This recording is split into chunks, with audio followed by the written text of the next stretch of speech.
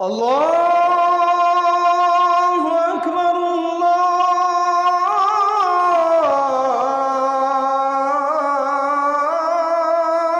আকবার। তোমাদের মধ্যে এমন অনেক মানুষ থাকবে মাইয়াকুলু আমান্না বিল্লাহ, যারা বলবে আমরা আল্লাহর প্রতি ঈমান আনলাম, আমরা আখিরাতের প্রতি ঈমান আনলাম, আমরা লা ইলাহা ইল্লাল্লাহ সাক্ষ্য দিলাম, আমরা কালিমা পড়লাম। আল্লাহ বলে ওয়ামা হুম বিমুমিনিন, ও নবী আমি আল্লাহ সাক্ষ্য দিয়ে দিলাম এরা কোনোদিন ঈমানদার না। তাইলে আমার ভাই দেখেন, কালিমা পড়ার পরেও কিছু মানুষ বেঈমান থাকবে, এ কথা বলেছেন কে? একই কালিমা দুইজন পড়বে কিন্তু রেজাল্ট হবে দুই রকম। একই কালিমা পড়ার কারণে আবু বকর হয়ে গেছে জান্নাতি, আবার ওই একই কালিমা পড়ার পরেও আব্দুল্লাহ বিন উবাই হয়ে গেছে জাহান্নামী। কালিমা কিন্তু একটাই, রেজাল্ট দুই জায়গায় দুই রকম। কারণ কি? তার কারণ আমার ভাই, কালিমা দেখতে এক হলেও দুইজনের কালিমা মূলত এক ছিল না। ওমর ফারুক রাদিয়াল্লাহু আনহু, আবু বকর সিদ্দিক রাদিয়াল্লাহু আনহু, তাদের কালিমাটা ছিল এমন কালিমা, তারা যখন পড়েছে লা ইলাহা ইল্লাল্লাহ, আল্লাহ ছাড়া আমার কোনো ইলাহা নাই, মালিক নাই, আইনদাতা নাই, বিধানদাতা নাই, এই কথা তারা শুধু মুখে উচ্চারণ করে নাই, অন্তরেও বিশ্বাস করেছে, কাজেও পরিণত করেছে। এই জন্য তাদের কালিমাটায় প্রকৃত কালিমা। অন্যদিকে আব্দুল্লাহ বিন উবাই, সে ছিল মুনাফিক, মুখে মুখে কালিমা পড়েছে, লা ইলাহা ইল্লাল্লাহর দাবি মুখে মুখে স্বীকার করেছে, তবে ভেতরে ভেতরে আল্লাহ রাব্বুল আলামিনের একটা বিধিবিধানও মানে নাই। আমার দেশের মানুষের কালিমাটা অধিকাংশ ক্ষেত্রে আবু বকরের কালিমা না, আমার দেশের মানুষের কালিমাটা হয়ে গেছে ওই মুনাফিক আব্দুল্লাহ বিন উবাইয়ের কালিমা। এরা শুধু লা ইলাহা ইল্লাল্লাহ মুখে পড়ে যে আল্লাহ ছাড়া আমার কোনো মালিক নাই, আইনদাতা নাই, বিধানদাতা নাই, আল্লাহ ছাড়া আমি কাউকে ভয় পাই না, অথচ ভেতরে ভেতরে ভারতের পূজা করতে ব্যস্ত। আমার ভাই ভালো করে বোঝেন, শুধুমাত্র কালিমা পড়ার কারণে যদি কেউ জান্নাত পেয়ে যায়, তাইলে আব্দুল্লাহ বিন উবাইয়ের দোষটা কি? সে তো জান্নাত পাইল না। কারণ কালিমা পড়ার পরেও জীবনে যে কালিমাটা বাস্তবায়ন করে নাই, ইলাহের দাবিকে যে সত্য প্রমাণ করে নাই তারা জীবনে, ওই ব্যক্তি হাজারবার কালিমা পড়লেও জান্নাতে যেতে পারবে না। ইলাহের দাবি হচ্ছে আমি আমার জীবনে মরণে সর্বত্র একজনকে ভয় পাবো, তিনি আর কেউ না, তিনি কে? আর আমার দেশের দলগুলা ক্ষমতায় যাওয়ার আগে কখনো করে আমেরিকার দালালি, আর কখনো করে ইন্ডিয়ার দালালি। এদেশে ভারতের দালাল নাই? আমরা যারা ইসলামের কথা বলি, টুপিদারি রাখি, আমাদেরকে বিগত দিনে তোমরা গালি দিয়েছ আমরা নাকি রাজাকার, আমরা নাকি পাকিস্তানপন্থী, অমুক তমুক। এই গালির ন্যারেটিভ শেষ করতে হবে। এখন সময় এসেছে বাংলার জমিনে যারা ভারতপন্থী রাজনীতি করবে, দিল্লির কণ্ঠস্বর নিয়ে কথা বলবে, এদেরকেই আমরা ভারতীয় রাজাকার বলে গালি দেব। এই 30 পারা কোরআনের সবচেয়ে দামি আয়াত কোনটা জানেন? হ্যাঁ, মাশাআল্লাহ, আয়াতুল কুরসি। সূরা আল বাকারার 255 নম্বর আয়াত, এই 30 পারা কোরআনে কারীমের সবচেয়ে দামি আয়াত। উবাই বিন কাব রাদিয়াল্লাহু আনহু এবং রাসূল সাল্লাল্লাহু আলাইহি ওয়াসাল্লাম একদিন হাঁটছিলেন রাস্তা দিয়ে। হঠাৎ রাসূল বলে উঠলেন, উবাই আতাদরি আইয়ু আয়াতিন মিন কিতাবিল্লাহি মাআকা আযম, তুমি কি জানো কোরআনে কারীমের সবচেয়ে দামি আয়াত কোনটি? সাহাবায়ে কেরামের অভ্যাস ছিল তিনারা জানলেও আমি জানি এই কথা রাসূলের সামনে মুখ ফুটে বলতেন না, এটা বিনয়। বরং তারা বলতেন আল্লাহু ওয়া রাসূলুহু আ'লাম, আমরা তো কিছুই জানি না নবী, আপনি আর আল্লাহ আপনারাই ভালো জানেন, আপনি আমাকে জানিয়ে দিন। রাসূল বললেন, শোনো উবাই বিন কাব, কোরআন কারীমের সবচেয়ে দামি আয়াতই হচ্ছে আয়াতুল কুরসি। সুবহানাল্লাহ। আল্লাহর হাবিব আরেক হাদিসের মধ্যে বললেন, মান ক্বারা আয়াতাল কুরসি ফি দুবুরি কুল্লি সালাতিন মাকতুবাহ লাম ইয়ামনাহু মিন দুখুলিল জান্নাতি ইল্লাল মাউত।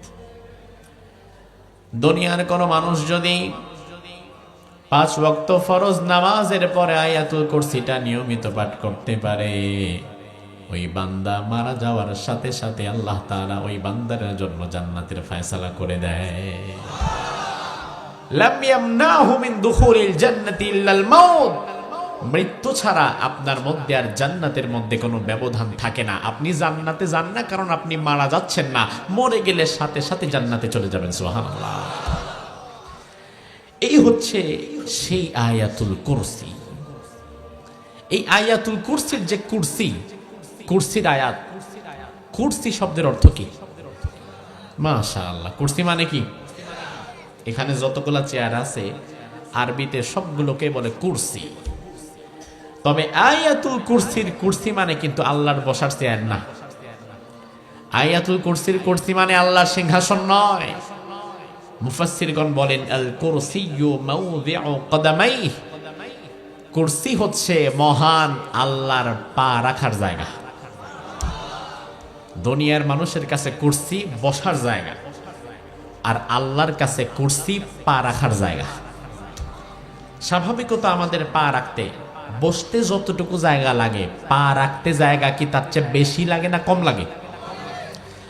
আল্লাহ যে আরশে আছেন ওই আরশ কত বড় এটা তো আমরা জানি না, তবে কুরসি কত বড় এটার একটা ধারণা আপনি হাদিস থেকে নিতে পারেন যে আল্লাহ যেখানে পা রাখে ওই ছোট্ট জায়গাটা কতটা বড় হতে পারে। দেখেন রাসূল বলেন কুরসি কত বড়, এটার উদাহরণ দিতে গিয়ে রাসূল বোঝান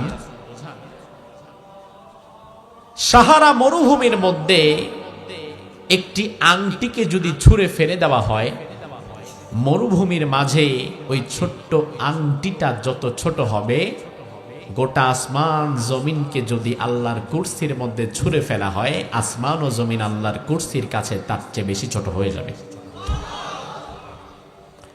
আবার ভালো করে বোঝেন, সাহারা মরুভূমি নাম শুনেছেন তো? গোটা পৃথিবীর সবচেয়ে বড় মরুভূমি, আয়তনের দিক থেকে 92 লাখ বর্গ কিলোমিটার। বাংলাদেশের বর্গ কিলোমিটার হচ্ছে 1,47,570 বর্গ কিলোমিটার। তাহলে সাহারা মরুভূমিটা বাংলাদেশের চাইতেও 62 গুণ বড়। ওই মরুভূমিটা বাংলাদেশের চেয়ে 62 গুণ বড়। রাসূল বলেন ওই সুবিশাল মরুভূমির মধ্যে হাতের একটা আংটি ছুঁড়ে ফেললে, এই মরুভূমির মধ্যে আংটিটা যত ছোট, আসমান ও জমিন একত্র করে আল্লাহর পা রাখার জায়গা কুরসির ভেতরে ছুঁড়ে ফেললে আল্লাহর পা রাখার জায়গার তুলনায় তোমাদের আসমান জমিন তত ছোট। আর রহমান আরশে বসে আছেন আর পা রাখছেন কুরসির উপরে। ওই কুরসির বিশালতা যদি এত হয়, আমার রবের বিশালতা না জানি কত। আল্লাহু আকবার। এই আয়াতুল কুরসি নাজিল হওয়ার প্রেক্ষাপট হচ্ছে তাফসিরে বাগাবী। ইমাম বাগাবী রাহিমাহুল্লাহ বলেন নাযালাত হাযিহিল আয়াহ লাম্মা ক্বালা আল ইয়াহুদু লিরাসূলিল্লাহ ইয়া মুহাম্মদ সিফ লানা রাব্বাকা ইয়ানাম। একদল ইহুদি রাসূলের কাছে আসলেন, এসে বলল, মুহাম্মদ আল্লাহর সম্পর্কে অনেক কথা তুমি বলো, আজ আমরা আসছি তোমার আল্লাহর পরিচয় জানার জন্য। তোমার আল্লাহ কি খায় না? তোমার আল্লাহ কি ঘুমায় না? নাউজুবিল্লাহ। আমাদের যেমন খাওয়ার দরকার, ঘুমের দরকার, আল্লাহর কি খাওয়া বা ঘুমের কোনো দরকার আছে? এর প্রেক্ষিতে আল্লাহ তাআলা আয়াতুল কুরসি নাজিল করে দিলেন। রব্বুল আলামিন বলেন আল্লাহু লা ইলাহা ইল্লা হুয়াল হাইয়ুল কাইয়্যুম লা তাখুযুহু সিনাতুন ওয়ালা নাওম। ও নবী, আপনি জানায় দেন আমি আল্লাহ, আমি চিরঞ্জীব, আমি চিরস্থায়ী, আমার কোনো লয় নাই, আমার কোনো ক্ষয় নাই, আমি সব কিছুর নিয়ন্ত্রক। আর ঘুম তো দূরের কথা, তন্দ্রা নিদ্রা কোনো ঝিমুনি আমি আল্লাহকে স্পর্শ করতে পারে না। সুবহানাল্লাহ। এই আয়াতুল কুরসি আল্লাহর দরবারে এত প্রিয় কেন? কোরআনে কারিমে এত আয়াত থাকতে আয়াতুল কুরসির মর্যাদা এত বেশি কেন? মুফাসসিরগণ বলেন এর অন্যতম কারণ হচ্ছে আয়াতুল কুরসির শুরুটা হয়েছে আল্লাহর সবচেয়ে প্রিয় নামটি দ্বারা। আমার ভাই, আল্লাহর নাম কি একটা না আরো আছে? ওয়ালিল্লাহিল আসমাউল হুসনা ফাদউহু বিহা। আল্লাহ বলে আমার অনেক নাম, যে কোনো একটা নাম দিয়ে আমাকে ডাকো, পেয়ে যাবে। তবে আল্লাহর যত নামই থাকুক না কেন, আল্লাহর দরবারে আল্লাহর নিজের সবচেয়ে প্রিয় নামটি হচ্ছে মাশাআল্লাহ। কি জোরে কোন? আল্লাহ হচ্ছে আল্লাহর সবচেয়ে প্রিয় নাম। কেন আল্লাহ আল্লাহর সবচেয়ে প্রিয় নাম? তার কারণ হচ্ছে আল্লাহ শব্দটা লেখানোর জন্য 4টা অক্ষর লাগে। আলিফ, লাম, লাম, হা। আলিফ একবার, লাম 2বার, আর হা একবার। মধ্যখানে তাসদিদ হয়ে যাওয়ার কারণে লাম 2টা এক হয়ে গেছে, কিন্তু অক্ষর মূলত লাগে 4টা। আমার ভাই, মজার বিষয় হচ্ছে আল্লাহ নামটা আল্লাহর এত প্রিয় নাম, তার কারণ এই 4 অক্ষর বিশিষ্ট আল্লাহর যে নাম আছে আল্লাহ, আপনি যদি অক্ষরগুলো আলাদা করে ফেলেন, প্রতিটি কাটা কাটা বিচ্ছিন্ন অক্ষর দিয়েও আপনি কোরআনের মধ্যে আপনার আল্লাহর পরিচয় খুঁজে পাবেন। আপনি যদি আল্লাহ নাম থেকে আলিফ ফেলে দেন, 3টা অক্ষর থাকে আপনার হাতে, শব্দ দাঁড়িয়ে যায় লিল্লাহ। কোরআনের কাছে আপনি যদি জিজ্ঞেস করেন, কোরআন আলিফ ফেলে দিলাম, শুধু লিল্লাহ দিয়ে আল্লাহর পরিচয় পাওয়া যাবে নাকি? কোরআন বলবে সমস্যা নাই, লিল্লাহি মা ফিস সামাওয়াতি ওয়া মা ফিল আরদ। এবার আপনি যদি লিল্লাহ থেকে আরেকটা লাম ফেলে দেন, আপনার হাতে অক্ষর আছে মাত্র 2টা, শব্দ দাঁড়ায় লাহু।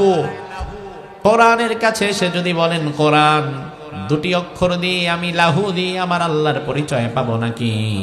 কোরআন বলবে সমস্যা নাই, লাহু মাকালিদুস সামাওয়াতি ওয়াল আরদ। এভাবেও আপনি আপনার আল্লাহর পরিচয় পেয়ে গেলেন। এবার আপনি যদি সব অক্ষর ফেলে দিয়ে শেষ অক্ষরটা আপনার হাতে রাখেন, হু, একটা হা, হু দিয়ে যদি কোরআনের কাছে এসে বলেন, কোরআন শুধুমাত্র হু দিয়ে আমি আমার আল্লাহর পরিচয় পাবো নাকি জানতে চাই? কোরআন বলবে সমস্যা নাই, হুয়াল্লাহুল্লাযী লা ইলাহা ইল্লাহু আলিমুল গায়বি ওয়াশ শাহাদাতি হুয়ার রহমানুর রহিম। আল্লাহু আকবার। একটা একটা অক্ষর ফেলে দেন, প্রতিটি বিচ্ছিন্ন অক্ষর দিয়েও কোরআনের ভেতরে আল্লাহর পরিচয় আছে না নাই? সে আল্লাহ রাব্বুল আলামিন বলে, বান্দা, আল্লাহু লা ইলাহা ইল্লাহু, আমি এমন আল্লাহ, আমি ছাড়া তোমাদের কোনো ইলাহ নাই। ইলাহ শব্দটি কালিমাতুত তাওহীদ। ইলাহের সাক্ষ্য দিয়ে আপনাকে ঈমান আনা লাগবে। এই জন্য আল্লাহু লা ইলাহা ইল্লাহু, এখানে লা ইলাহা ইল্লাহু ইলাহের সাক্ষ্য রয়েছে। আবার আপনি যদি কালিমা পড়েন, ওই কালিমার মধ্যেও লা ইলাহা ইল্লাল্লাহ ইলাহের সাক্ষ্যটা রয়েছে। ইলাহের সাক্ষ্য ছাড়া কোনোদিন আপনি ঈমান আনতে পারবেন না। ইলাহ শব্দের ব্যাখ্যায় মুফাসসিরগণ বলেন, আল ইলাহ হুয়াল্লাযী ইউলাহু আইয়ুবাদু ওয়া ইউতা। ইলাহ মানে এমন এক সত্তা, চোখ বন্ধ করে যার গোলামি করা লাগে, তার গোলামির মধ্যে কোনো প্রশ্ন করা যায় না, তার আনুগত্যের মাঝে কোনো প্রশ্ন করা যায় না। জীবনের প্রতিটি ক্ষেত্রে চোখ বন্ধ করে যার গোলামি করা লাগে, তিনি হচ্ছে ইলাহ। আমার ভাই জবাব দেন, আমাদেরকে জীবনের সর্বত্র চোখ বন্ধ করে গোলামি করা লাগবে কার? আরো জোরে কার? আর আমার দেশের মানুষ করে নেতার আর দলের। গোলামি করা লাগবে আল্লাহর। অথচ এই জাতির মধ্যে বরকত নাই, রহমত নাই, কারণ এই জাতি হচ্ছে চাটার জাতি। এই জাতি তার রবের গোলামি বাদ দিয়া কখনো করে ভারতের গোলামি, আবার কখনো করে আমেরিকার গোলামি। অথচ গোলামি করা লাগবে একমাত্র কার? আল্লাহ বলে আমি এমন ইলাহ, সব সময় আমার গোলামি করবা, আমার দাসত্ব করবা। এজন্য ইলাহের ব্যাখ্যাটা আমাদের বোঝা দরকার। শুধুমাত্র আয়াতুল কুরসি মুখস্থ করে পড়বেন আর জান্নাতে চলে যাবেন, এত সহজ নয়। জান্নাত তো মামুর বাড়ির আবদার না, বরং আয়াতুল কুরসি পড়ে তো জান্নাতে যাবে ওই ব্যক্তি যে ব্যক্তি আয়াতুল কুরসি পরিপূর্ণ বোঝে, তার উপরে জীবন কাটাতে পারবে। ইলাহ এর সাক্ষ্য দেওয়া ছাড়া আপনি ইমানদার হতে পারবেন না। এজন্য কালিমা যখন পড়বেন, কালিমার মধ্যে লা ইলাহা ইল্লাল্লাহ, ওখানে ইলাহের কথা আছে না নাই? আমাদের ইলাহ কে? আমাদের ইলাহ কে? আমরা হচ্ছি সেই ইলাহের বান্দা, গোলাম।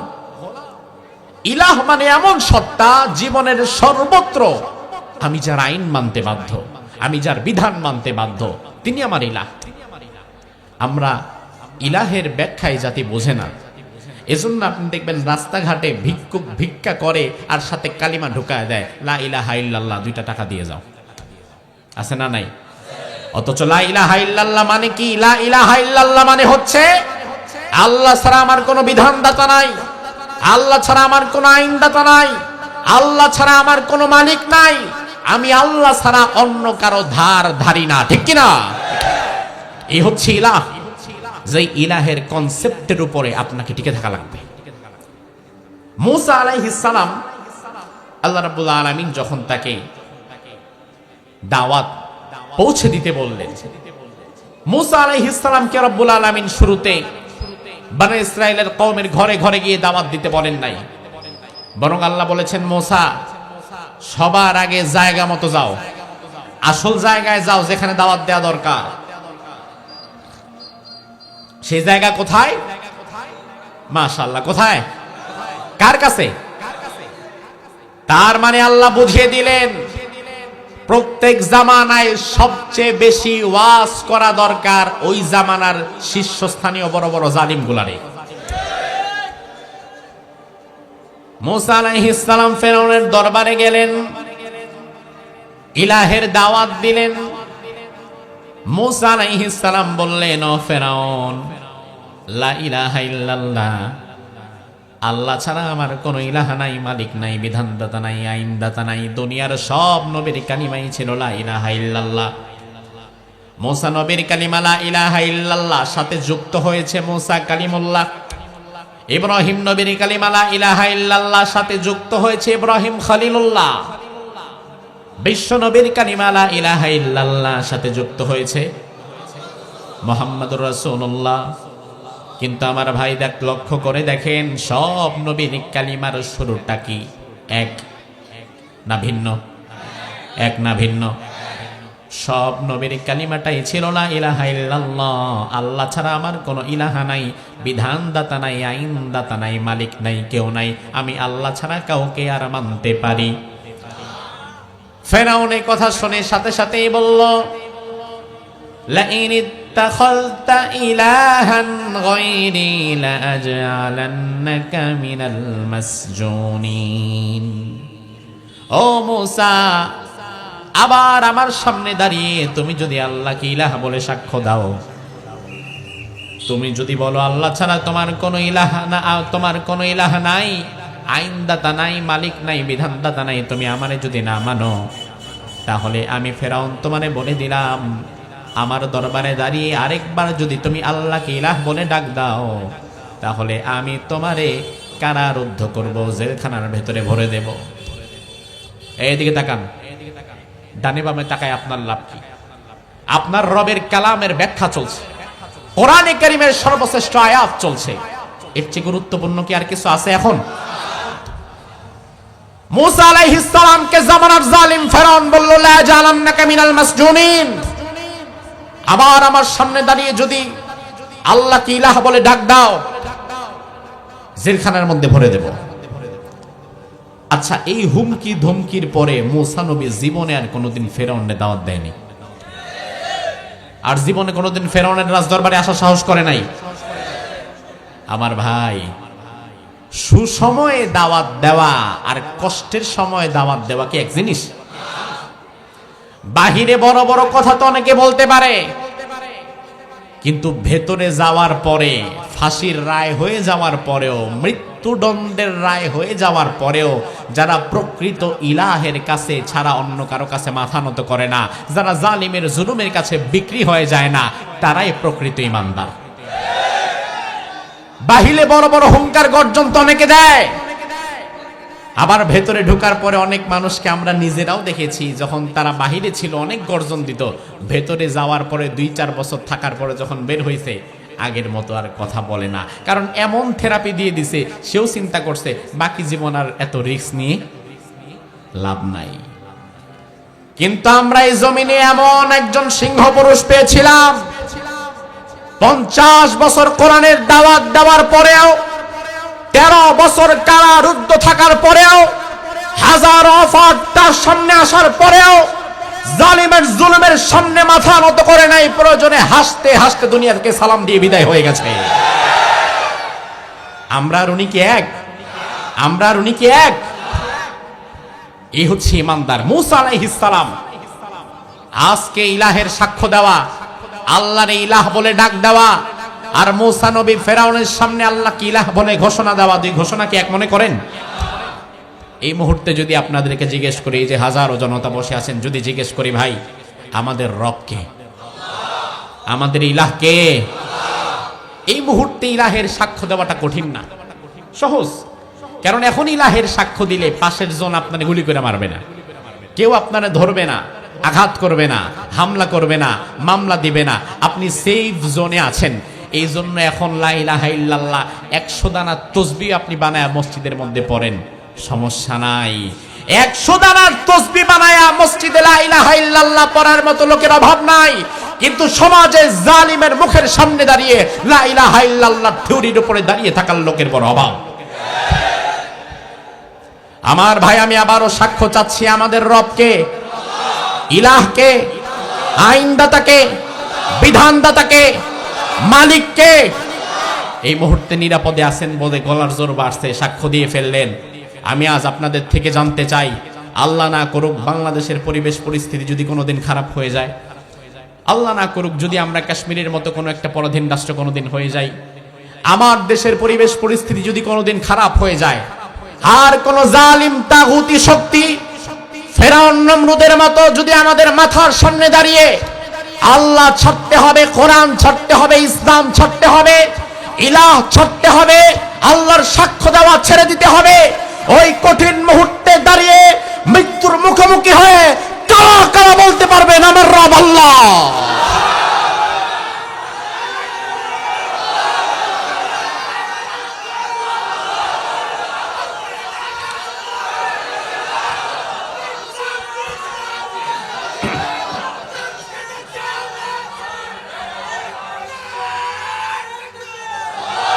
আমার ভাইরা লক্ষ্য করেন, এজন্য রব্বুল আলামিন বললেন, বান্দা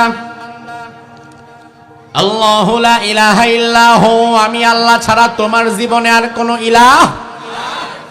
ইলাহের সাক্ষ্য দেওয়া ছাড়া কেউ ইমানদার হতে পারবে না।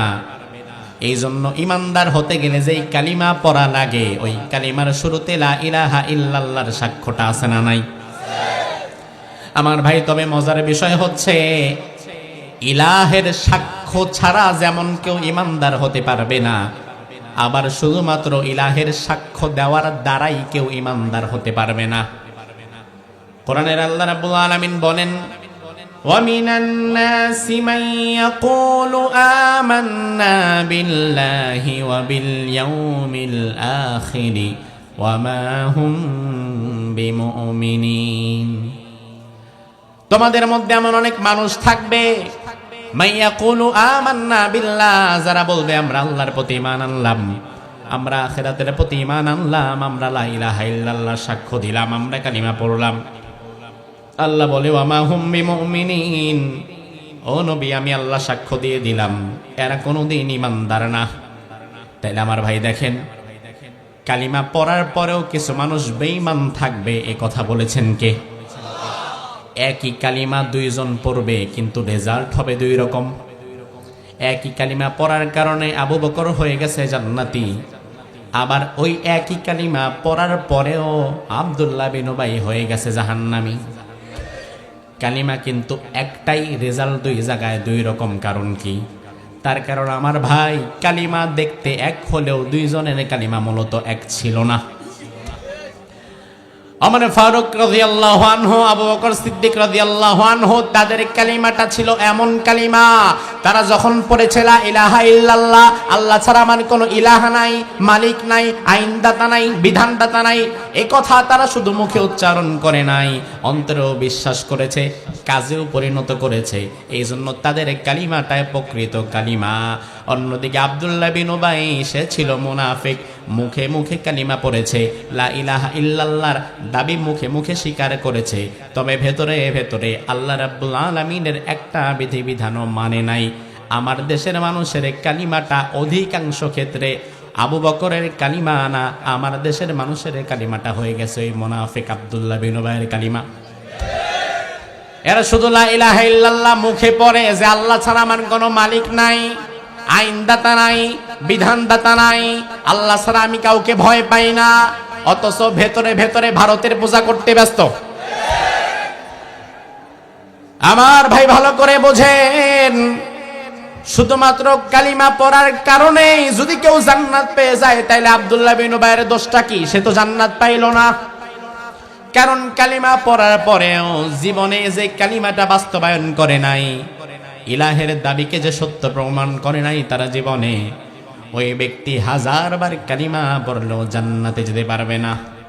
ইলাহের দাবি হচ্ছে আমি আমার জীবনে মরণে সর্বত্র একজনকে ভয় পাবো, তিনি আর কেউ না, তিনি কে?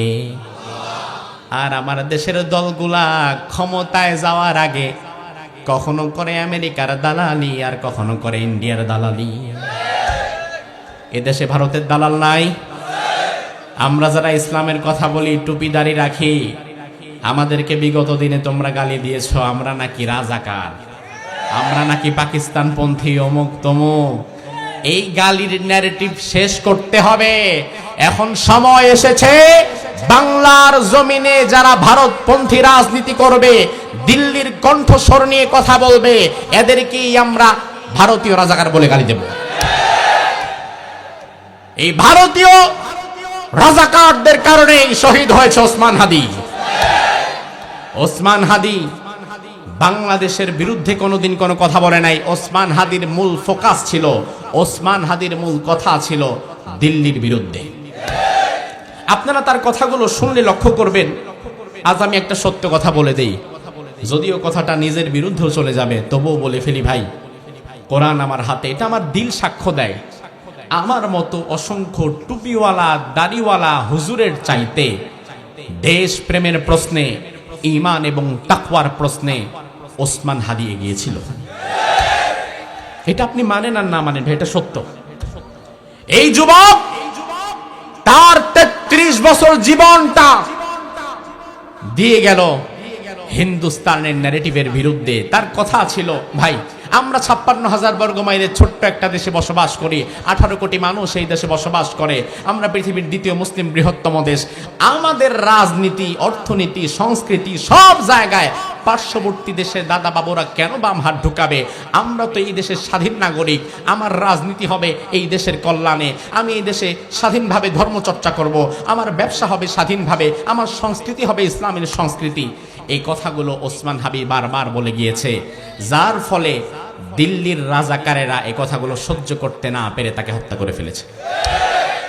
ভালো করে বোঝেন, বর্তমান জামানায় মানুষ মারার জন্য বেশি টাকা পয়সা লাগে না। ওই গাঁজাখোর, ইয়াবাখোর, নেশাখোর গভীর রাতে তার হাতে 10,000 টাকা তুলে দিয়ে বলবেন, এই যে রাত্রেবেলা এই রাস্তা দিয়ে যে হেঁটে হেঁটে যায় তারে মেরে ফেলবি, তাহলে 2 পোটলা গাঁজা 10,000 টাকা পাবি। গাঞ্জার লোভে আর 10,000 টাকার কারণে নিরপরাধ মানুষের পেটের মধ্যে ছুরি ঢুকায় তারে মেরে ফেলতে পারে, এমন গাঞ্জাখোর সমাজে আছে না নাই? যেই সমাজে 10,000 টাকা দিলে মানুষ মারা যায়, ওই সময়ে ওই সমাজে ওসমান হাদিকে খুন করার জন্য ব্যয় হলো 219 কোটি টাকা। এটা গোয়েন্দা সংস্থার রিপোর্ট। 219 কোটি টাকার লেনদেনের তথ্য পাওয়া গেছে। আমার ভাই ঘাটে বুদ্ধি থাকলে বুঝে নেন, যেই সমাজে মানুষ মারতে 10,000 টাকার বেশি লাগে না, ওই সমাজে যদি কোনো মানুষকে মারার জন্য 219 কোটি টাকার বিগ বাজেটের লেনদেন হয়, তখন বুঝে নেওয়া লাগবে খেলা ন্যাশনাল লেভেলে না, খেলা চলে গেছিল ইন্টারন্যাশনাল লেভেলে। হিন্দুস্তানের মুশরিকেরা হিসাব কষে দেখেছে, ওসমান হাদি যেভাবে যুবকদের মধ্যে নতুন বিপ্লবের সূচনা করছে, ভারতের বিরুদ্ধে যে আওয়াজ তুলেছে, বাংলাদেশের যুবকদের মধ্যে যদি ওসমান হাদির মানসিকতা একবার সৃষ্টি হয়ে যায়, তাহলে আগামীর বাংলাদেশে ভারতপন্থী রাজনীতির কবর রচিত হয়ে যাবে।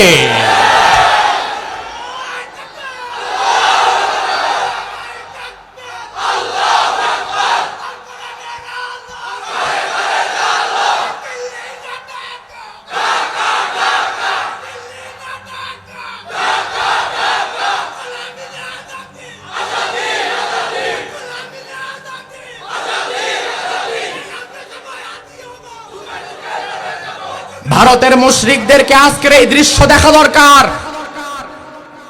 দিল্লি না ঢাকা, আমরা সবাই হাদি হব, এই স্লোগান আজ থেকে 1 বছর আগে 2 বছর আগে বাংলাদেশে ছিল না। আজকের মানুষের মাথার ভেতরে স্লোগান ঢুকে গেছে। এটাই প্রমাণ করে আগামী যুব সমাজ ভারতকে বৃদ্ধাঙ্গুলি দেখিয়ে আল্লাহর জমিনে আল্লাহর দ্বীন কায়েমের জন্য হাদির মতো জীবন দিতে পিছপা হবে না।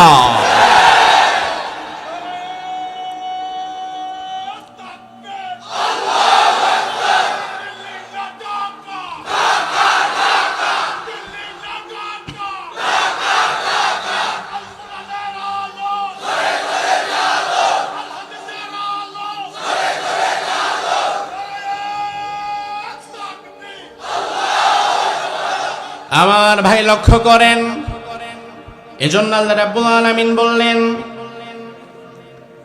লা ইলাহা ইল্লাল্লাহর সাক্ষ্য যারা দেবে তারা সবাই ঈমানদার হবে না। কোন মানুষ লা ইলাহা ইল্লাল্লাহ পুঁজি করে সারা জীবন ব্যবসা করে খেয়ে যাবে, আর কোন মানুষ প্রয়োজনে লা ইলাহা ইল্লাল্লাহর দাবির উপরে টিকে থাকার কারণে আল্লাহর পথে জীবনটাও দিয়ে যাবে। আছে না নাই? সমাজে এই 2 গ্রুপের মানুষ আছে না নাই? মিশরে সৈয়দ কুতুব রাহিমাহুল্লাহ 30 পারা কোরআনের একটা তাফসীর লিখলেন, তাফসীর ফি জিলালিল কোরআন। আমি গত রমজানে মিশর সফর করেছিলাম, সেখানে গিয়ে আমি তার ইতিহাস আরো বিস্তারিতভাবে জানলাম। সৈয়দ কুতুব রাহিমাহুল্লাহ তাফসীরে লিখলেন, তাফসীর ফি জিলালিল কোরআন। ওই তাফসীর লেখার পরে, ওই তাফসীর পড়ার পরে মিশরের যুব সমাজের ভেতরে ঈমান জেগে উঠল। মিশরের তৎকালীন প্রেসিডেন্ট ছিল জালিম তাগুত জামাল আব্দুল নাসের। মিশরকে পাশ্চাত্যের সভ্যতায় ঢেকে দিয়েছিল। মিশর যে একটা মুসলিম কান্ট্রি, এটা তাদেরকে ভুলিয়ে দিয়েছিল। পুরা মিশরে জুলুমতন্ত্র কায়েম করে রাখা হয়েছিল। যুবকদের মধ্যে মাদক দ্রব্য দিয়ে তাদের যৌবন শক্তিকে নষ্ট করে দেয়া হয়েছিল। আমার ভাই, সমাজের মূল চালিকা শক্তি হচ্ছে যুব সমাজ। যেই সমাজের যুবকেরা ঘুরে দাঁড়াতে পারে না, যেই সমাজের যুবকেরা অন্যায়ের প্রতিবাদ করতে পারে না, ওই সমাজে কোনোদিন আপনি ইনসাফও খুঁজে পাবেন না। যুগে যুগে জালিমেরা যুবকদের ঈমানি শক্তি নষ্ট করার জন্য তাদের কাছে মাদক দ্রব্য দিয়ে দেয়। 100 বছর আগে মিশরের জালিম জামাল আব্দুল নাসের মাদক দ্রব্যকে যেমন সস্তা বানায়া মিশরের যুবকদের হাতে ধরায়া দিয়েছিল, বিগত দিনেও আমরা দেখেছি ইয়াবা, বাবা, গাজা, ফেন্সিডিল বন্যার পানির মতো বর্ডার দিয়ে বাংলাদেশে ঢুকেছে। আছে না নাই? কারণ তারা ভালো করেই জানে, যুবকদেরকে যত মাদকের ভেতরে ডুবিয়ে রাখা যাবে, এই যুবক তত বুধ হয়ে থাকবে, উম্মাদ হয়ে থাকবে। সমাজে তার সামনে মানুষ মরে গেলেও তার হুঁশ ফিরবে না। যদি মাদক ছেড়ে, অস্ত্র ছেড়ে বই খাতা ধরে পড়ার টেবিলে চলে যায়, যুবকেরা যদি একবার নোংরা রাজনীতির কবল থেকে বের হয়ে নিজের ক্যারিয়ার গড়তে ব্যস্ত হয়ে যায়, নেতারা ভালো করেই জানে তাইলে 2 দিন পরে মিছিলের মধ্যে 200 টাকা দিয়া সস্তায় আর যুবকদের আনা যাবে না। এই জন্য তারা সুকৌশলে যুবকদেরকে কাজে লাগাবার জন্যই তাদের ভেতরে মাদক দ্রব্যের সাপ্লাই দিয়ে দেয়। মিশরে জামাল আব্দুল নাসের যুবকদেরকে এভাবে ঘায়েল করে রাখছিল। হঠাৎ সৈয়দ কুতুব রাহিমাহুল্লাহ তাফসীর লিখলেন, তাফসীর ফি জিলালিল কোরআন। ওই তাফসীর পড়ার পরে যুবকেরা নতুন পথের সন্ধান খুঁজে পেল। যুবকেরা এবার রাস্তায় নেমে গেল। আমরা এক আল্লাহ ছাড়া কারো আইন মানি না, কারো বিধান মানি না, কারো গোলামি করব না। আমরা গোলামি করব একজনের, তিনি কে? আরো জোরে কোন?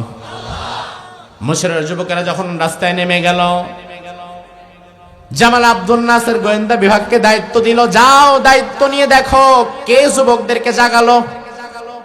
কারণ আমি যুবকদেরকে যেই জিনিস দিয়েছিলাম তাদের তো কোনোদিন আমার বিরুদ্ধে প্রতিবাদ করার কথা না। তাইলে যেহেতু জেগে গেছে, তাইলে বোঝা লাগবে ভেতরে আর কেউ অন্য কাজ করতেছে।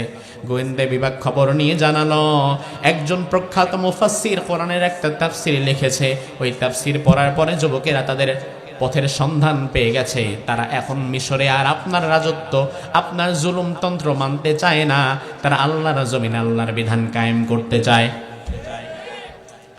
জামাল আব্দুল নাসের বললে, মুফাসসিরকে ধরে আনো। মুফাসসির সাহেবকে ধরে আনা হলো। তার অপরাধ, তিনি কেন তাফসীর লিখে যুবকদেরকে সত্য পথের সন্ধান দিয়েছেন, এই অপরাধের কারণে তার জন্য ফাঁসির ব্যবস্থা করা হলো, ফাঁসির রায় দেয়া হলো। আমার ভাই লক্ষ্য করেন, যেই দিন সৈয়দ কুতুব রাহিমাহুল্লাহ তার ফাঁসি হবে মিশরের জমিনে, তিনি সকালে গোসল করার পরে ফাঁসির জন্য প্রস্তুতি নিয়ে তিনি কোরআন পড়ছিলেন বসে বসে। কারণ মুনাফিকের জন্য, কাফেরের জন্য মৃত্যুটা ভয়ঙ্কর, কিন্তু আল্লাহর ইমানদার বান্দাদের জন্য মৃত্যুটা হাদিয়া ছাড়া আর কিচ্ছু নয়। সুবহানাল্লাহ। তিনি বসে বসে কোরআন পড়ছিলেন, আর একটু পরেই তার ফাঁসি কার্যকর হবে। এমন সময় টুপিওয়ালা দাড়িওয়ালা আমার মতো এক হুজুর আসছে, এসে সালাম দিল। তিনি সালামের জবাব নিলেন। এবার তাকে বলল, হুজুর একটু হাতে হাতটা রাখেন, শেষবারের মতো কালিমাটা পড়ে ফেলেন। সৈয়দ কুতুব রাহিমাহুল্লাহ বলল, ভাই কালিমা পড়ার জন্য আপনার লাগবে কেন, আমি তো পড়তে পারি। ওই হুজুর বলল, আসলে আমি জেলখানা মসজিদের ইমাম। পৃথিবীতে যতগুলো মুসলিম দেশ আছে, প্রত্যেকটা মুসলিম দেশের জেলখানার ভেতরে একটা আলাদা মসজিদ আছে না নাই? তিনি পরিচয় দিলেন, আমি জেলখানা মসজিদের ইমাম। আমি নামাজ পড়াই, বেতন পাই, হাদিয়া তোহফা পাই। আর মাঝে মাঝে যার ফাঁসির অর্ডার হয় তারে ফাঁসির জন্য কালিমা পড়ায় দেই, এটা আমার উপরে ইনকাম। এখন ওই জায়গা থেকেই আমারে পাঠানো হয়েছে যেন আপনারাও কালিমাটা পড়ায় দেই, আপনি তো মরে যাবেন। সৈয়দ কুতুব রাহিমাহুল্লাহ তার হাতটাকে ছুঁড়ে মারলেন, আল্লাহর কোরআনটাকে বুকে নিয়ে বললেন, ভাই আমি 30 পারা কোরআনের তাফসীর লিখেছি, আপনার কি মনে হয় আমি কালিমা জানি না? আমি কালিমা না জানলে কি কোরআনের তাফসীর লিখতে পারতাম? আমি কালিমা জানি, আমার কালিমা আমি পড়তে পারি। আপনার কালিমা নতুন করে আমার পড়া দরকার নাই, কারণ একই কালিমা, ওই কালিমার ব্যাখ্যা লেখার কারণে জামাল নাসের আমারে ফাঁসিতে ঝুলায় দেয়, আর ওই কালিমা পড়ানোর কারণে জামাল নাসের আপনারে টাকা পয়সা দেয়। তার মানে বোঝা লাগবে দুইজনের কালিমা শুনতে এক হলেও আসলে এক নয়। আসলে এক নাকি? দেখতে এক হয় কি এক নাকি? আমার ভাই, এজন্য আল্লাহ রাব্বুল আলামিন বললেন, আল্লাহু লা ইলাহা ইল্লাহু, আমি এমন আল্লাহ, আমি ছাড়া তোমার কোনো ইলাহ নাই। আল্লাহ ছাড়া আমাদের কোনো ইলাহ আছে নাকি? আল্লাহ ছাড়া আমাদের কেউ নাই, কোনো ইলাহ নাই, মালিক নাই, আইনদাতা নাই, বিধানদাতা নাই। এই কথা বলার পরে আপনাকে ঈমান আনা লাগবে। এই কথা বলার মধ্য দিয়ে আপনি ইসলামের মধ্যে প্রবেশ করলেন। এবার আমার ভাই দেখেন রাসূল কি বলেন। আল্লাহর হাবিব হাদিসের মধ্যে বললেন, আল মুমিনু কাল জামালিল আনিফ, ঈমানদারের উদাহরণ হচ্ছে নাকে রশি বাঁধানো উটের ন্যায়। ঈমানদার হওয়ার আগে আপনার যে জীবনযাপন আপনি করেছেন, ঈমানদার হওয়ার পরে লা ইলাহা ইল্লাল্লাহ পড়ার পরে ওই জীবনযাপন করতে পারবেন। কথা কয় না?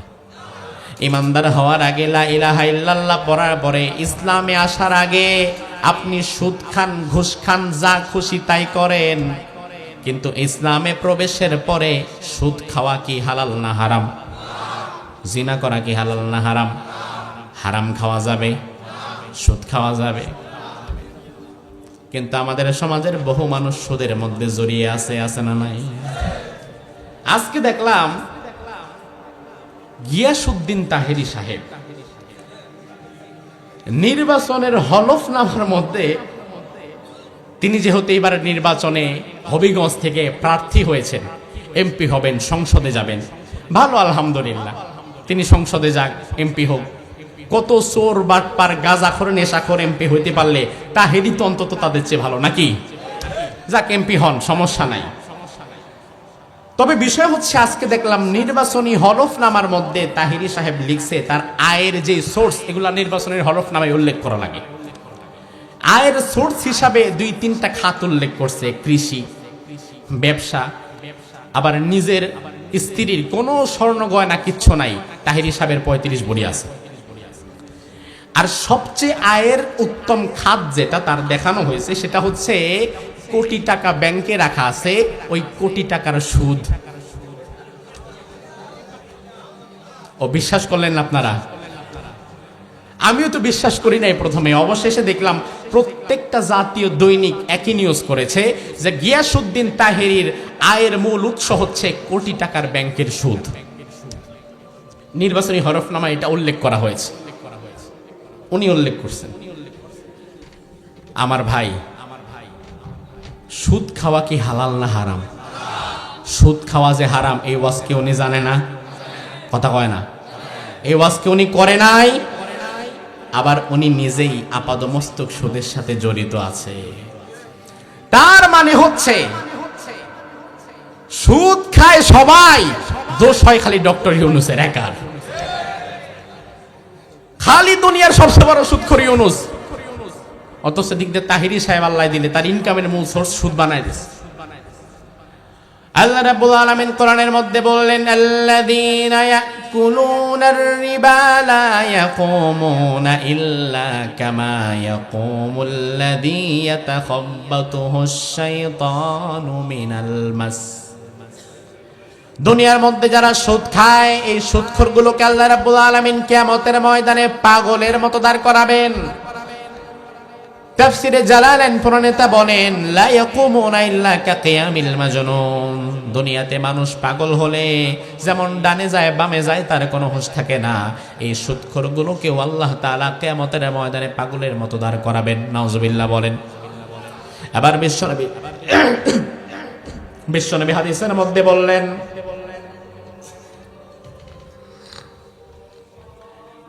মান আকালা দিরহামান রিবা রাজুলুন ওয়া হুয়া ইয়ালাম আশাদ্দু মিন 36 জিনাতান। কোন মানুষ যদি জেনে শুনে 1 টাকা সুদ খায়, আল্লাহ রাব্বুল আলামিন তার আমলনামায় 36 বার জিনার গুনাহ উঠিয়ে দেন। আরো আস্তে কোন, 1 টাকা যদি সুদ খায় আমলনামায় জিনার গুনাহ ওঠে কয়বার? 36 বার। এবার একটু হিসাব করেন তো, 1 টাকা সুদ খেলে 36 বার জিনার গুনাহ, 100 টাকা খেলে কয়শো বার? কত? 3600 বার। 1000 টাকা খেলে কতবার? 36,000 বার। বেশি বাড়ানো দরকার নাই। কেউ যদি তার জীবদ্দশায় জেনে শুনে 1000 টাকা সুদ খায়, 36,000 বার জিনার গুনাহ সে তার আমলনামার মধ্যে নেয়। এবার বলেন, আমাদের সমাজে যারা সুদ খায় এরা কি 1000 খায় না চেয়ে বেশি খায়? 1000 খায় না বেশি খায়? আমার ভাই লক্ষ্য করেন, সমাজে পতিতা নারী আছে যারা তাদের দেহ বিক্রি করে। এই পতিতা নারীগুলো যখন মারা যায়, সমাজের ভালো মানুষ স্বাভাবিকত তাদের জানাজা পড়ে না। একজন পতিতা আপনাদের এলাকার পাশে মারা গেছে, আপনি শুনেছেন, আপনি কি কোনোদিন তার জানাজায় যাবেন? সমাজের মানুষ তার জানাজায় যেতে চায় না, কোনো আলেম তার জানাজা পড়াতেও রাজি হয় না। কারণ কি? কারণ এই মহিলা জিনা করেছে, জিনার গুনাহ নিয়ে বিদায় হয়েছে। অথচ একজন জিনাকারিনী মহিলা সারা জীবন চেষ্টা করেও 36,000 বার জিনা করতে পারে না, এত সময় সে বেঁচেই থাকে না। ওই জিনাকারিনী মহিলাকে ঘৃণা করো, তার জানাজায় যাও না। এই সমাজের মানুষ দেহ বিক্রিকারী জিনাকারিনী মহিলাকে যেমন ঘৃণা করে তার জানাজায় শরীক হয় না, যদি সমাজের চিহ্নিত বড় বড় সুদখোর যারা গরিব মানুষের রক্ত চুষে সুদ খায়, ওই সুদখোরদের জানাজাগুলো যদি বয়কট করতে পারতো, সমাজের সুদখোরেরা সোজা হয়ে যেত। আমরা সুদখোরদেরকে সালাম করি, আদর করি, অথচ জিনাকারীন মহিলাদের চাইতো তাদের আমল নামায় জিনার গোনা কম না বেশি? আল্লাহর হাবিব বললেন, লা ইলাহা ইল্লাল্লাহ পড়ার পরে, ঈমান আনার পরে তুমি আর আগের মতো চলতে পারবে না। তোমার নাকের মধ্যে আল্লাহ রাব্বুল আলামিন একটা রশি ঢোকায় দিয়েছে। ওটার নাকে রশি ঢোকায় দিলে ওট যেমন রাখালের কথা ছাড়া এদিক সেদিক করতে পারে না। প্রাচীন আরবে ওটের সংখ্যা ছিল বেশি আর রাখালের সংখ্যা ছিল কম। এক একজন মানুষের কাছে কয়েক শত ওট রেখে দেয়া হতো। আমার ভাই, স্বাভাবিকত শক্তি বেশি কি মানুষের নাকি উটের? কার? এখন একজনের কাছে ধরেন 50টা ওট, ওট একটা ডানে যায়, বামে যায়, সামনে যায়, পেছনে যায়, ওই বেটা একা কন্ট্রোল করবে কেমনে? এজন্য এই জামানায় ওট কিনে আনার পরে লোহার আংটা গরম করে ওটের নাক ছিদ্র করে একটা রশি ঢুকায় দিত। ওই রশির একটা মাথা থেকে যেত রাখালের হাতে। ওট যতই শক্তিশালী হোক না কেন, নাক তো আর শক্তিশালী না, নাক তো নরম। এই জন্য রাখাল যদি ডানে যায় ওটো ডানে যায়, রাখাল যদি বামে যায় ওটো বামে যায়, রাখাল যদি বসে ওটো বসে, রাখাল যদি হাঁটে ওটো হাঁটে। রাখাল ডানে টান দিছে, ওট ডানে যাওয়া লাগে। ওট ভালো করেই জানে আমার রাখাল যদি ডানে টানে আর আমি যদি বামে যাই তাহলে আমার নাকটা ছিঁড়ে যাবে। আল্লাহর হাবিব বললেন, লা ইলাহা ইল্লাল্লাহ পড়ার পরে, ঈমানদার হওয়ার পরে, আল্লাহ রাব্বুল আলামিন ইসলামে প্রবেশ করার পরে তোমার জীবনের মধ্যে একটা ঈমানের রশি ঢোকায় দিছে। এখন তুমি আর তোমার মন মতো চলতে পারবে না, তোমার চলা লাগবে তোমার রবের হুকুম মতো, তোমার আল্লাহর দেখানো পথ।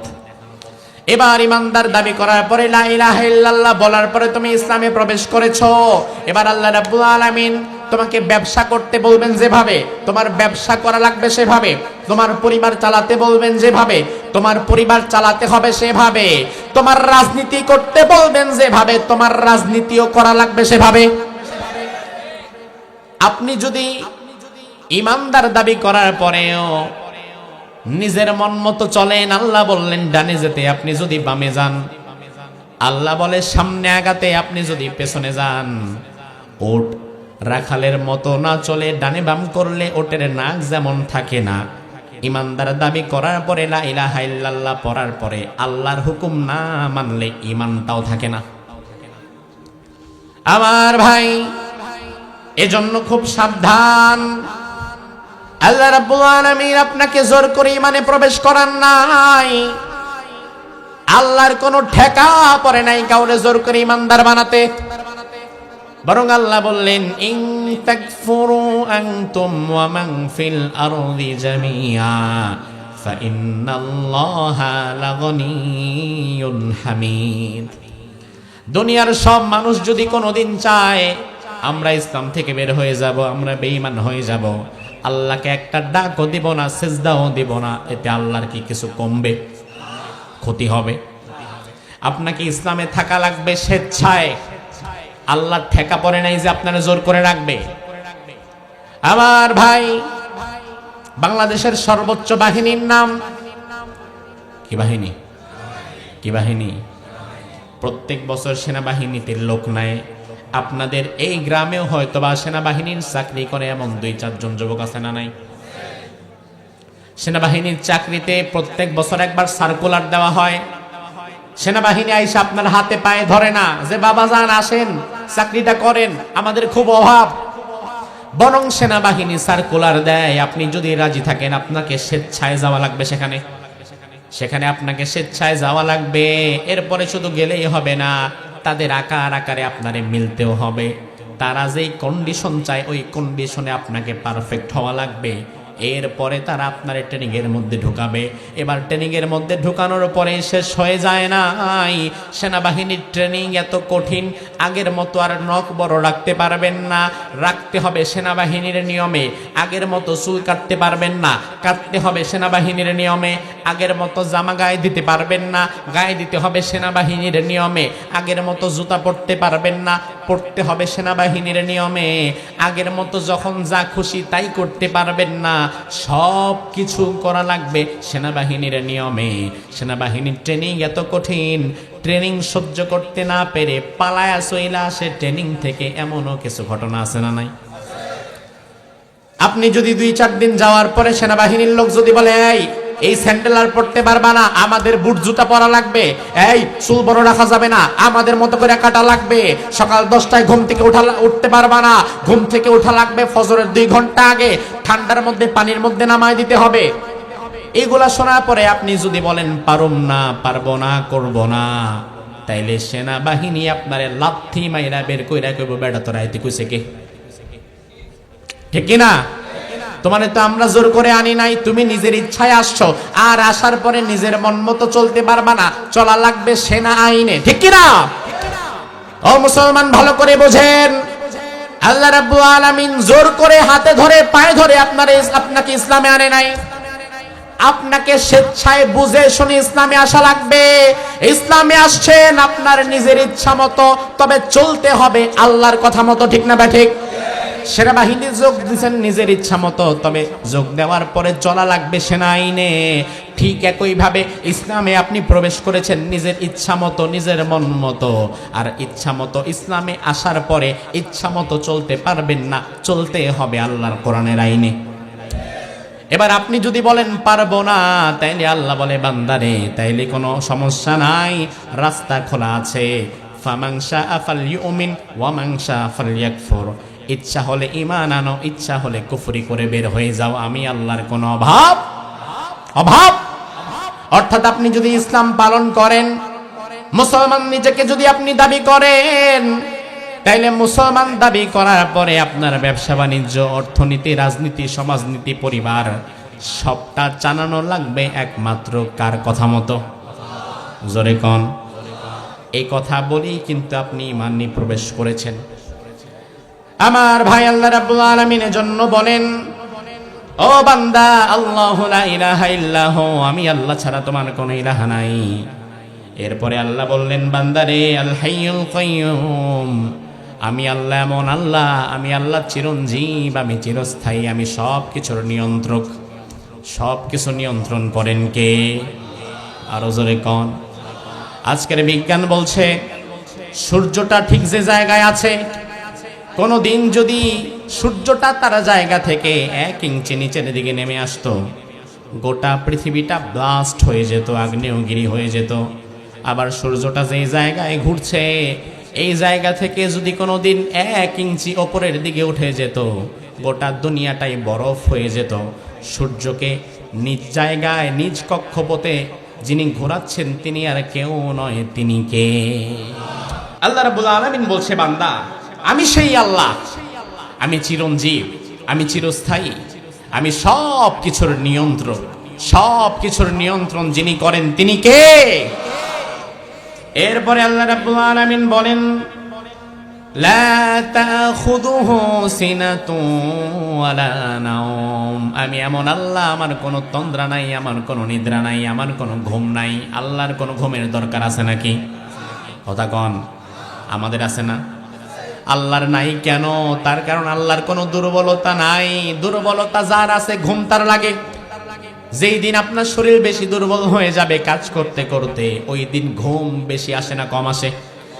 তার মানে দুর্বলতা যার যত বেশি, ঘুম তার তত বেশি। দুর্বলতা যার যত কম, ঘুম তার তত কম। আর আমার আল্লাহ এমন আল্লাহ, তার কোনো দুর্বলতাই, এই জন্য তার কোনো ঘুমেরও দরকার।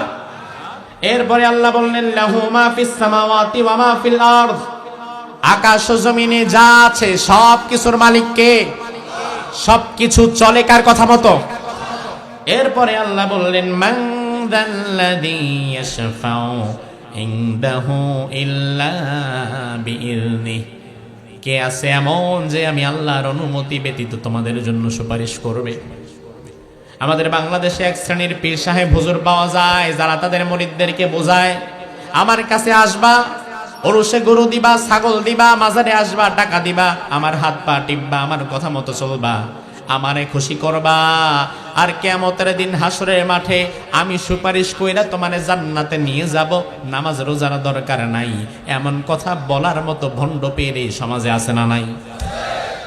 চট্টগ্রামে ভণ্ড পীর একজনও নাই, ভণ্ড মাজার নাই। আমার ভাই লক্ষ্য করেন, সুপারিশ যেন তেন ব্যক্তি করতে পারবে না। আশ-শাফাআতু হক, সুপারিশ সত্য বিষয়, তবে যেন তেন ব্যক্তি আল্লাহর দরবারে সুপারিশ করতে পারবে না। আল্লাহ কোরআনের মধ্যে বললেন, কুল লিল্লাহিশ শাফাআতু জামিআ, সুপারিশ করার একমাত্র হক, সুপারিশের পরিপূর্ণ মালিকানা আমি আল্লাহর। আল্লাহর আয়াতের মধ্যে বললেন, ওয়ালা ইয়াশফাউনা ইল্লা লিমান ইরতাদা, আমি আল্লাহ যার প্রতি সন্তুষ্ট নয় তার জন্য কোনোদিন সুপারিশ গ্রহণযোগ্য হবে না, তার জন্য সুপারিশ করার মতো কোনো ব্যক্তি দাঁড়াতে পারবে না। আমার ভাই, আমরা হাদিসের মধ্যে পড়েছি কিয়ামতের ময়দানে হাফেজে কোরআনরা সুপারিশ করবে, ঠিক কিনা? আলেমেরা করবে, নবীরা করবে, সিদ্দিকগণ করবে, শহীদেরা করবে, সব ঠিক আছে। সুপারিশ করবে কয়েক শ্রেণীর মানুষ, তবে সুপারিশ করবে কার জন্য? আল্লাহ রাব্বুল আলামিন চাইবেন যার জন্য। আল্লাহ তাআলা যার জন্য সুপারিশের অনুমতি দিবে না, তার জন্য কেউ কোনোদিন সুপারিশ করতেও পারবে না। এবার আমার ভাই ভালো করে বোঝেন, যেই ব্যক্তি পীর সাহেবের কথা শুনে নামাজ কালাম বাদ দিয়া শুধু মাজারে গেছে, সেজদা দিছে, ওরসে গরু দিছে, শিরিক করছে, পীর সাহেবের কদম বসি করছে, আর পায়ের কাছে মাথা টেকাইছে, নামাজ রোজা করে নাই, ওই ব্যক্তির জন্য সুপারিশের অনুমতি কোনোদিন আল্লাহ দিবে? আল্লাহর হাবিব সাল্লাল্লাহু আলাইহি ওয়াসাল্লাম বলেন, আতানি আতিম মিন ইনদি রাব্বি ফাখায়্যারানি বাইনা আন ইউদখিলা নিসফা উম্মতি আল জান্নাহ ওয়া বাইনা আশ-শাফাআহ। একজন ফেরেশতা আমার কাছে এলেন আল্লাহর পক্ষ থেকে। ওই ফেরেশতা এসে আমি নবীকে বললেন, ও নবী, আল্লাহ রাব্বুল আলামিন আজকে দুইটা অফার আপনার জন্য দিয়েছেন, দুইটা অফারের দুইটা গ্রহণ করা যাবে না, একটা রাখলে আরেকটা এমনিতে বাদ হয়ে যাবে, হয়তো নাম্বার 1টা গ্রহণ করা লাগবে, নয়তো নাম্বার 2, দুইটা যে কোনো একটা নেন। পাঠিয়েছেন কে? কথা কয় না। আল্লাহ যদি পাঠায় অফার দিয়ে, তাইলে বোঝা লাগবে অফারটা ছোট হবে। আল্লাহর হাবিব বললেন, কি অফার? ওই ফেরেশতা বললেন, নবী, আল্লাহ রাব্বুল আলামিন বলেছেন কিয়ামত পর্যন্ত আপনি নবীর উম্মত যত হবে, বর্তমান পৃথিবীতে রাসূলের উম্মত দাবিদার মানুষ 200 কোটি, কিয়ামত যদি আরো 100 বছর পরেও হয়, রাসূলের উম্মত দাবিদার মানুষের সংখ্যা কি কমবে না বাড়বে? ধরেন কিয়ামত পর্যন্ত রাসূলের উম্মত হয়ে গেছে 50,000 কোটি, কথার কথা। ওই ফেরেশতা বলল, নবী, কিয়ামত পর্যন্ত আপনার যত উম্মত দুনিয়াতে আসবে, এর মধ্যখান থেকে অর্ধেক উম্মতরে বিনা হিসাবে আল্লাহ জান্নাত দিয়ে দিবেন। আরো জোরে কোন? অর্ধেক উম্মতরে বিনা হিসাবে আল্লাহ জান্নাত দিয়ে দিবেন। এটা প্রথম অফার। 2 নাম্বার অফার, রাসূল জিজ্ঞেস করলে ফেরেশতা বলে, ও নবী, অর্ধেক উম্মতরে আল্লাহ জান্নাত দিবে না, বরং আল্লাহ তাআলা আপনাকে শাফাআতের অনুমতি দিবে, আপনি সুপারিশ করে করে জান্নাতে নিতে পারবেন। রাসূল বললেন, ফাখতারতুশ শাফাআহ, আমি নবী সুপারিশটাকে গ্রহণ করলাম, কারণ আমার মনে হয়েছে সুপারিশ করে আমি অর্ধেকের বেশি উম্মতরে জান্নাতে ঢোকাতে পারবো। আমার ভাই, এবার একটা প্রশ্নের জবাব দেন তো, আমাদের যেই আমল, নিজের আমলের উপরে ভিত্তি করে জান্নাতে যেতে পারবো তো? রাসূলের সুপারিশ কি আমাদের লাগবে? রাসূলের সুপারিশ কি চান? সত্যি চান? তার কারণ আমার ভাই, আমাদের যেই আমল, এই আমলের দ্বারা আমরা জান্নাতে যেতে পারবো না, অবশ্যই নবীর সুপারিশ লাগবে। এবার বিশ্বনবী বললেন, ওয়াহিয়া লিমান মাতা লা ইউশরিকু বিল্লাহি শাইআ, আমি নবী সুপারিশ করব শুধু তার জন্য যেই বান্দা জীবনে কোনোদিন শিরিক করে নাই। শিরিক যদি করে থাকেন, জীবনে রাসূলের সুপারিশ পাবেন না। আমার ভাই, আমাদের সমাজে অহরহ শিরিক চলছে, অহরহ শিরিক চলছে। বাজারে গিয়ে শিরিক করে এমন মানুষ আমাদের সমাজে যেমন আছে, আবার রাজনীতি করতে গিয়া, নেতাগিরি করতে গিয়া, বক্তব্য দিয়া শিরিক করে এমন নেতারও এই সমাজে অভাব নাই। এই সমাজের নেতারা নির্বাচনের আগে, এই যে কিছুদিন পরে নির্বাচন, কিছুদিন পর থেকে শুনতে পাবেন নেতারা জনসভায় আসবে, বক্তব্য দিবে, ভাইরা আমার নির্বাচনে আমাদের সাথে থাকা লাগবে, আমরা দেশ গড়তে পারবো, মানুষ হচ্ছে আমাদের মূল শক্তি। এই কথা বলতে বলতে নেতা এক পর্যায়ে বলে দেয় জনগণ সকল ক্ষমতার উৎস। এই কথা বলার মতো নেতা কি চট্টগ্রামে আছে না নাই? জনগণ সকল ক্ষমতার উৎস, এই কথা বলার মতো নেতা বাংলাদেশে আছে না নাই? আমার ভাই, সকল ক্ষমতার উৎস কি জনগণ নাকি আল্লাহ? আল্লাহ যেটা দিতে পারে ওই জায়গায় যদি অন্য কারো মানুষের ক্ষমতাকে আপনি একসাথে দাঁড় করায় ফেলেন, তাইলে আপনি আল্লাহর ক্ষমতাকে চ্যালেঞ্জ করে শিরিক করে ফেললেন। আমাদের সমাজে শিরিক করা বক্তব্য দেওয়ার মতো নেতা আছে না নাই? কোরআনে আল্লাহ বললেন তাবারাকাল্লাযী বিয়াদিহিল মুলক, সকল ক্ষমতার মালিক আমি আল্লাহ। আন্নাল কুওয়াতা লিল্লাহি জামিআ, সব ক্ষমতা আমি আল্লাহর কাছে। তাইলে যে নেতা দাঁড়ায় বলবে সকল ক্ষমতার মালিক জনগণ, আর যেই কর্মী এটা বিশ্বাস করে হাততালি দিবে, নেতাও যেমন মুশরিক, কর্মীও হয়ে গেছে মুশরিক। ঠিক কিনা? এই 54 বছরে বাংলাদেশ যারা পরিচালনা করেছে, প্রকৃত ইমানদাররা 54 বছরে বাংলাদেশ শাসন করে নাই। 54 বছরে বাংলাদেশ পরিচালনা করেছে এমন কিছু মুশরিক এবং মুনাফিক নেতারা। এই জন্য 54 বছরে বাংলাদেশে আমরা ইনসাফ দেখি নাই, শান্তি দেখি নাই। আজ চট্টগ্রামের এই হাজারো জনতাকে কোরআন সামনে রেখে বলে যেতে চাই, আগামীর বাংলাদেশে ইনসাফ প্রতিষ্ঠা হোক, এটা কি আপনারা চান? কোরআন প্রতিষ্ঠা হোক, এটা কি আপনারা চান? ভারতের দাসত্ব থেকে কি আপনারা মুক্তি পেতে চান? তাহলে ওসমান হাদির মতো যদি জীবন দেওয়া লাগে, গুলি খাওয়া লাগে, শহীদ হওয়া লাগে, প্রয়োজনে জীবন দেব, শহীদ হলো, তবুও আল্লাহ জমিনে আল্লাহর কোরআন কায়েম করেই ছাড়বো। কারা কারা যদি হাত তোলে আল্লাহরে দেখা।